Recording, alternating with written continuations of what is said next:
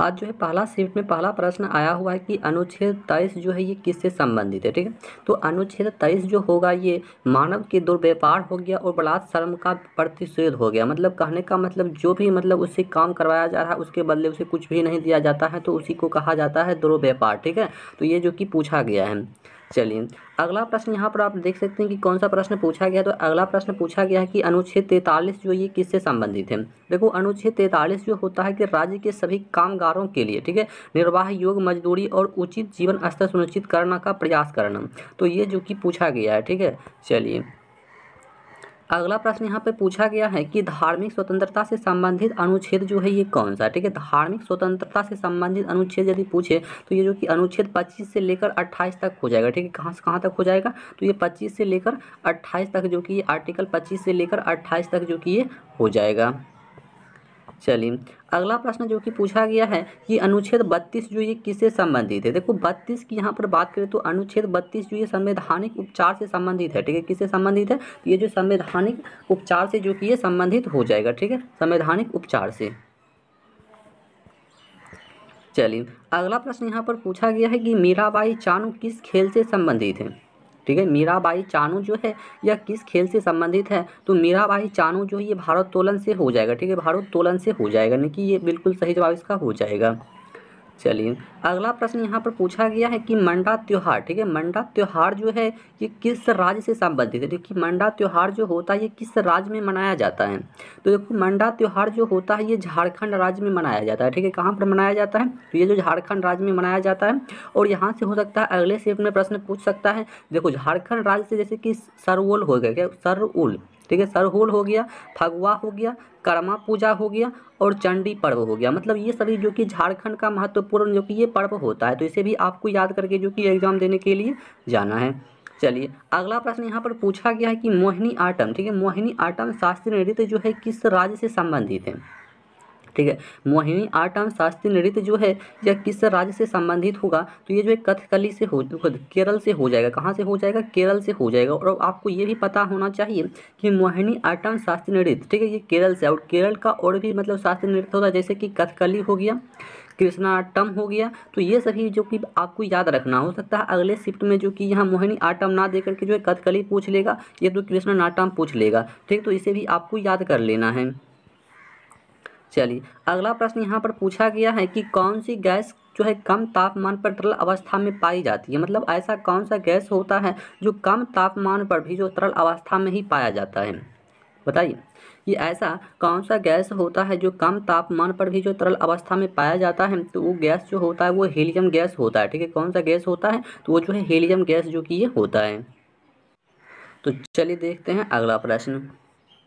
अगला प्रश्न यहाँ पर पूछा गया है कि देखो ऋग्वेद से प्रश्न पूछा गया है कि ऋग्वेद की रचना जो है ये कब हुआ है। ठीक है, देखो ऋग्वेद की रचना जो है ये 3500 ईसा पूर्व हुआ है। कब हुआ है, तो ये जो है ना 3500 ईसा पूर्व हुआ है। और बात कर ले कि ऋग्वेद की रचना जो है किसने किया था, तो ये ऋषियों ने मतलब जो है ये ऋग्वेद की रचना किया था। ठीक है, किसने किया था, ऋषियों ने जो था उसी ने जो कि ये ऋग्वेद की रचना किया था।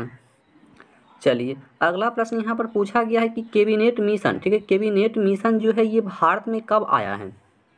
ठीक है, क्या बोलते हैं, क्रिप्स मिशन। ठीक है, क्रिप्स मिशन जो है भारत कब आया है, तो ये देखो क्रिप्स मिशन जो है ना भारत मार्च 1942 में आया है। कब आया है, मार्च 1942 में जो कि ये आया है। ठीक है, तो ये जो है उसके बाद यहाँ पर प्रश्न है कि कैबिनेट मिशन जो है भारत कब आया था। देखो हो सकता है अगले शिफ्ट में यहाँ से प्रश्न पूछ लेंगे कैबिनेट मिशन जो है ये भारत में कब आया था। देखो कैबिनेट यदि पूछ रहा है तो 1946 हो जाएगा, और जो कि ये पूछा गया है कि क्रिप्स मिशन भारत कब आया है तो ये 1942 हो जाएगा। ठीक है, यानी कि दोनों को आपको याद रखना है। देखो ऐसा भी प्रश्न देखा जा रहा है कि किसी न किसी शिफ्ट का भी प्रश्न जो कि उठा करके जो अगले शिफ्ट में पूछा जा रहा है, ऐसा भी प्रश्न जो कि ये हो रहा है। ठीक है, जो कि देखना जो कि बहुत इंपॉर्टेंट बन रहा है वीडियो। चलिए अगला प्रश्न यहाँ पर पूछा गया था कि डांडा यात्रा, ठीक है, डांडा यात्रा महोत्सव जो है किस राज्य का है। मतलब डांडा यात्रा महोत्सव जो ये किस राज्य में मनाया जाता है। देखो डांडा यात्रा महोत्सव जो होता है ना ये उड़ीसा राज्य में मनाया जाता है। कहाँ पर मनाया जाता है, तो ये जो है ना उड़ीसा राज्य में जो कि ये मनाया जाता है, उड़ीसा राज्य में। ठीक है, क्या हो जाएगा, उड़ीसा राज्य। चलिए अगला प्रश्न यहाँ पर पूछा गया है कि जन औषधि, ठीक है, जन औषधि एक्सप्रेस जो है ये कब चला है, ठीक है, जन औषधि एक्सप्रेस जो है ये कब चला है। देखो जन औषधि एक्सप्रेस की हम बात करें, ठीक है, जन औषधि एक्सप्रेस जो ये 1 मार्च 2023 को चला है। कब चला है? 1 मार्च 2023 को जो है ये जन औषधि एक्सप्रेस को जो कि ये चलाया गया है। चलिए अगला प्रश्न यहाँ पर पूछा गया है कि जैसे में प्रश्न दिया गया था कि अगस्त 2023 में, थोड़ी यहाँ पर 23 होगा 22 नहीं होगा, ठीक है, अगस्त 2023 में नीरज चोपड़ा ने कौन सा मेडल जीता है, ठीक है, अगस्त 2023 में नीरज चोपड़ा ने जो है मतलब नीरज चोपड़ा ने जो है कौन सा मेडल जो है यहाँ पर जीता है, तो ये जो है ना गोल्ड मेडल जीता है। कौन सा मेडल जीता है? तो ये जो है ना गोल्ड मेडल जीता है, जो कि भाला फेंक में जीता था। कौन सा? भाला फेंक में, ठीक है, तो इसे भी आपको याद रखना किस में जीता है? भाला फेंक में, जो कि ये जीता है गोल्ड मेडल। चलिए अगला प्रश्न यहाँ पर पूछा गया था कि भारत की सबसे लंबी नदी, ठीक है, भारत की सबसे लंबी नदी जो है ये कौन सी होती है, ठीक है, भारत की सबसे लंबी नदी जो होती है गंगा नदी होती है। कौन सी नदी होती है? गंगा नदी, जो कि भारत की सबसे लंबी नदी होती है वो गंगा नदी होती है। और पूछा जाए कि विश्व की सबसे लंबी नदी कौन सी होती है, तो आपको याद रखना है कि विश्व की सबसे लंबी नदी जो होती है नील नदी होती है, ठीक है। और यहाँ से एक प्रश्न पूछा जाता है कि उल्टी दिशा में बहने वाली नदी जो है ये कौन सी है, मतलब उल्टी दिशा में भी एक नदी बहती है, तो वो नदी कौन सा हो जाएगा? तो उल्टी दिशा में जो कि बहने वाली नदी होती है ये नर्मदा नदी जो होती है उल्टी दिशा में बहती है। और ये नर्मदा नदी जैसे कि एमपी हो गया, ठीक है, और गुजरात राज्य हो गया, ठीक है, एमपी और गुजरात राज्य के बीच में जो कि बहने वाली नदी होती है, जो कि ये नदी होती है ना उल्टी दिशा में ही बहती है, ठीक है, तो इसे आपको अच्छी तरह से याद रखना है।